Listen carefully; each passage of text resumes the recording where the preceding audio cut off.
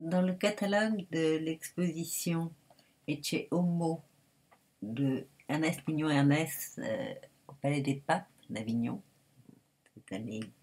cet été 2019, qui en fait n'est pas vraiment un catalogue, parce que il y a à la fin il y a de très belles photos, des photos,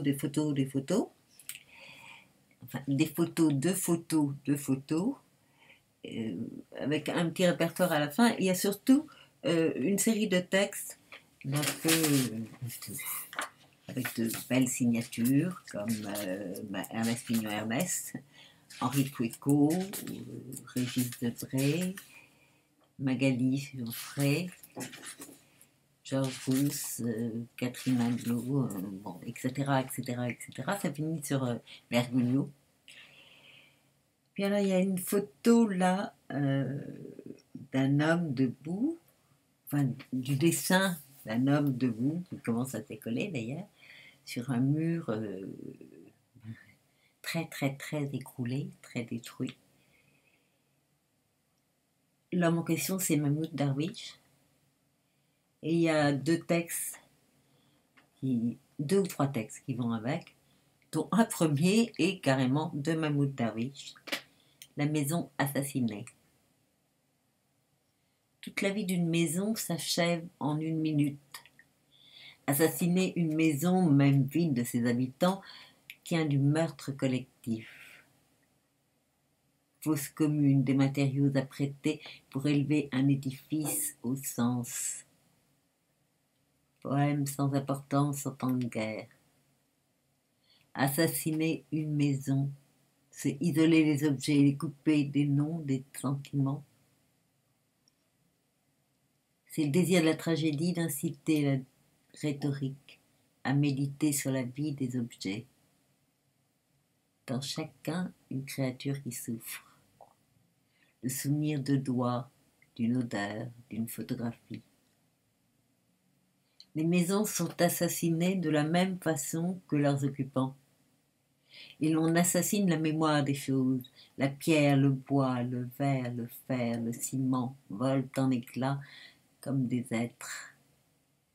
Le coton, la soie, le lin, les cahiers, les livres se déchirent comme les mots que leurs propriétaires n'ont pas eu le temps de dire.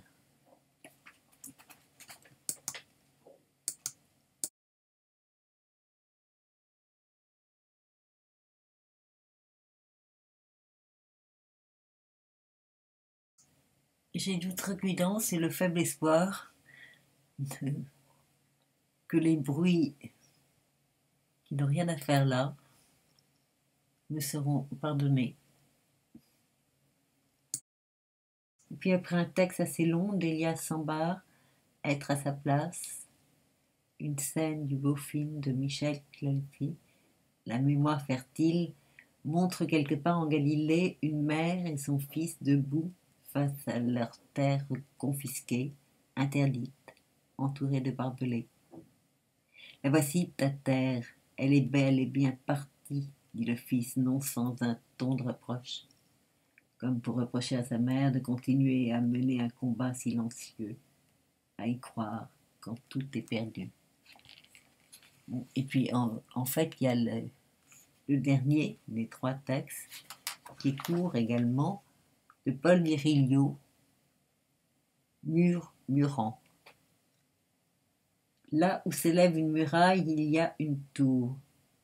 Là où s'étend une enceinte, un rempart, se trouve le donjon pour les guetteurs du malheur à venir.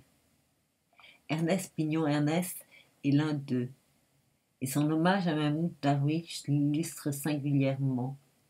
Un mur de séparation, des décombres, en ombre, quelques barbelés, et ce mirador où le regard surplombe la vie de tous, à tour de rôle.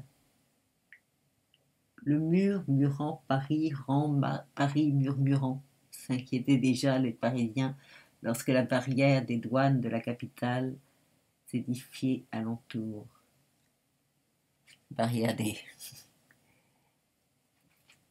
fermiers généraux, comme j'appelle ça. Bon là j'ai coupé Donc la dernière phrase du texte de Paul Virilio, tant pis, je la saute. Et puis voilà qu'en fait, je vois qu'il y a un quatrième texte avec de très belles photos aussi, toujours avec le même dessin de Mahmoud Darwish, et que un texte d'Olivier Py, intitulé simplement Mahmoud Darwish. Tant pis, les gars, je ne sais combien de textes, nous arrêterons là. Mais beau également d'ailleurs. Un poète est déjà une figure de papier.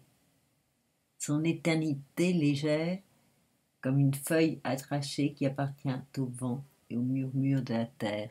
Ça commence bien, non?